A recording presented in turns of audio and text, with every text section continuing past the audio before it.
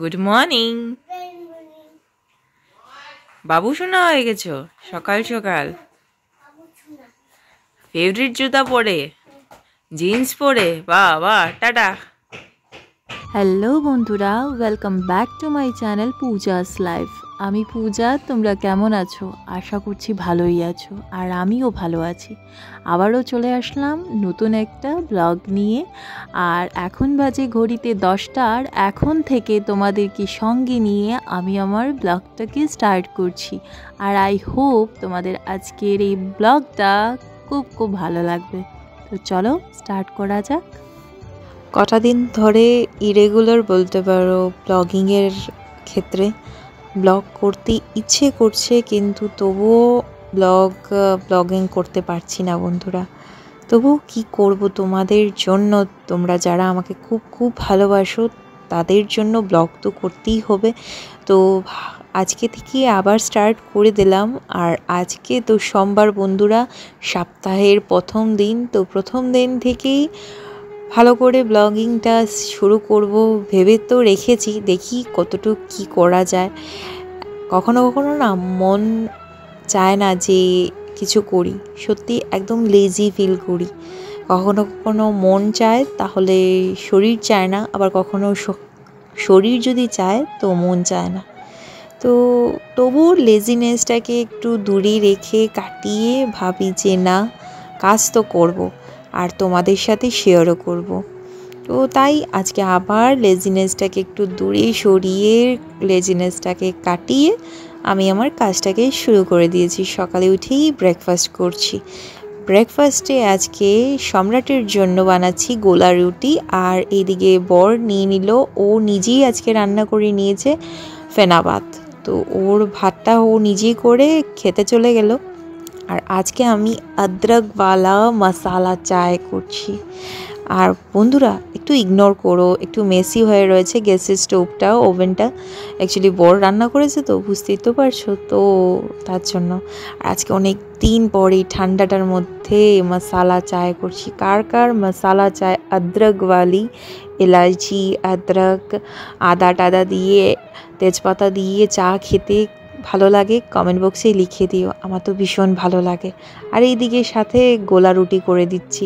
সম্রাটের ভীষণ ফেভারিট হয়ে উঠেছে। সত্যি বন্ধুরা, তোমাদের বেবিদেরকেও ট্রাই করে দেখতে পারো, যারা রুটি খেতে পারে না ওরা এভাবে গোলা রুটি দেখো, সুজি দিয়ে, আটা দিয়ে, কখনো বেসন দিয়ে, কখনো ডিম দিয়ে, সবজি দিয়ে, যে যা ভালো লাগে সব কিছু ট্রাই করো, দেখো সত্যি ভীষণ ভালো লাগবে।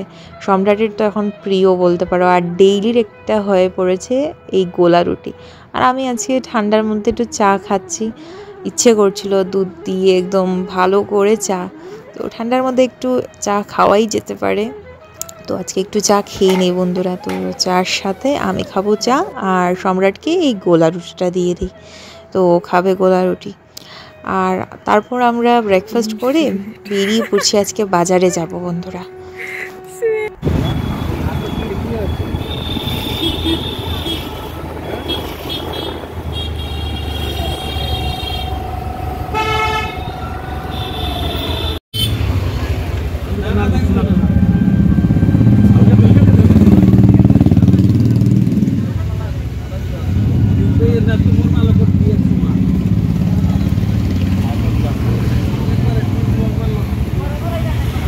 আর যেদিন ইচ্ছে করবে না কিছু কাজ করার, সেদিনই দেখবে বন্ধুরা যে অনেকগুলো কাজ তোমার মাথার উপর পড়ে গেছে।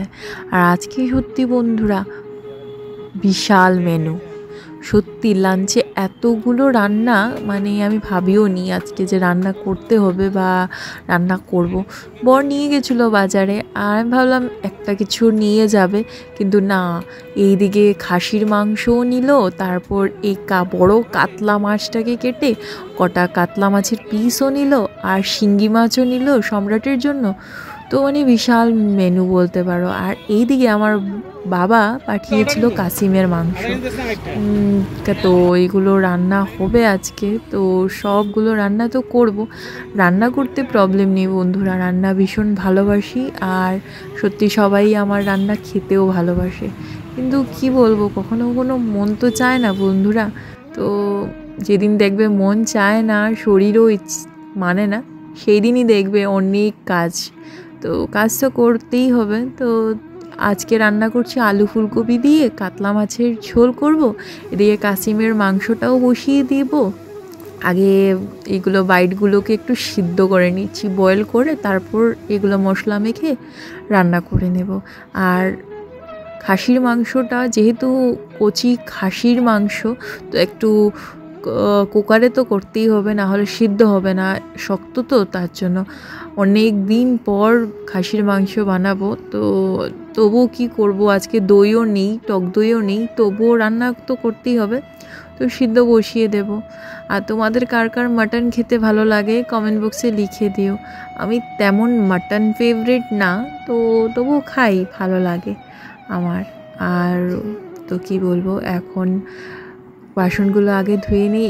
আমি আগেও বলেছি বন্ধুরা যে আমি একসাথে দুটো কাজ করি, আর সত্যি দুটো কাজ করলে না লেজিনেসটা কাটানো যায়। তোমরাও দেখবে, একবার ট্রাই করে দেখো, রান্না বসিয়ে আর একটা কাজ করো, নাহলে একসময় না যদি রান্না করতে থাকো আর দাঁড়িয়ে থাকো, দেখবে তোমাদের লেজি লেগে যাবে, ভালো লাগবে না, বসে থাকতে ইচ্ছে করবে, তখন আর ইচ্ছে করবে না যে আর কিছু করি।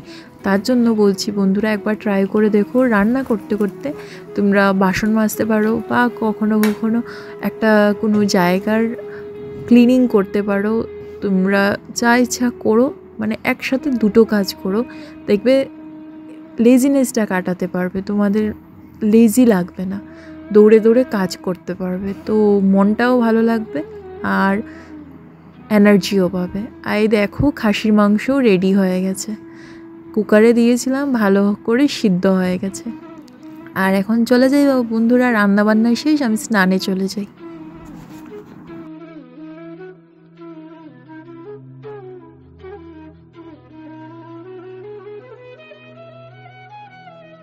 রান্নাবান্না, তারপর ছেলেকে দেখা, সংসার সামলানো, সব কিছুর মধ্যেও নিজের জন্য মি টাইম বের করা খুব দরকার বন্ধুরা। আজকের ডেটে মি টাইম খুব খুব প্রয়োজন সবার জন্য, স্পেশালি আফটার 25।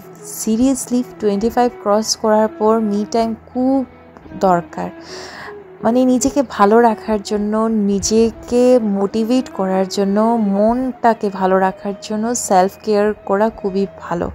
সত্যি যখন না তুমি একটু কেয়ার করবে নিজেকে, নিজেকে একটু প্যাম্পার করবে, দেখবে সত্যি মনটাও ফ্রেশ থাকবে, এনার্জি পাবে। দেখো একবার ট্রাই করে, আমার তো খুব ভালো লাগে। আর আমি কটা দিন থেকে করছি দেখে আমি তোমাদেরকে ইন্সপায়ার করছি, একবার করে দেখো। প্রথম বছর না বিয়ের পর, যখন প্রেগনেন্সির পর, আফটার প্রেগনেন্সি আমি খুব কষ্টে ছিলাম, সত্যি মন মেজাজ একদম ভালো ছিল না, আমি একদম টাইম দিতে পারতাম না। কিন্তু এখন আস্তে আস্তে আস্তে আস্তে আমি নিজেকে টাইম দেওয়া শুরু করেছি, শুধুমাত্র বডির জন্য বা বডি মেনটেন, ফিগার মেনটেন এইসব না, তার সাথে স্কিন কেয়ারও করা স্টার্ট করেছি আস্তে আস্তে। এখনও তেমন টাইম দিতে পারি না বন্ধুরা, কিন্তু তবু আগের থেকে অনেকটা বেটার ফিল করছি, নিজেকে ভালো রাখছি, নিজেকে ভালোবাসছি। তাই তো বলে our first and last love is self love, নিজেকে ভালোবাসতে হবে।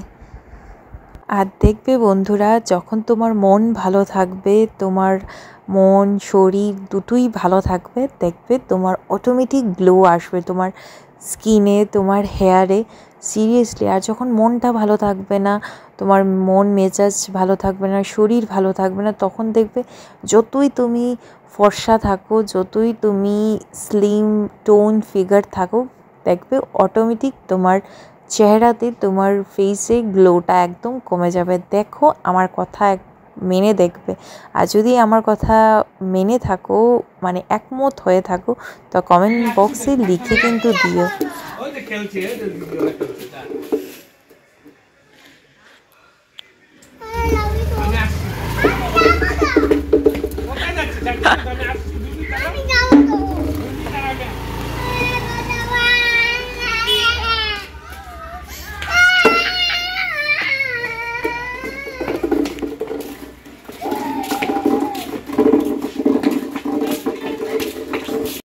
ধরিস না, পোকা আছে এখানে।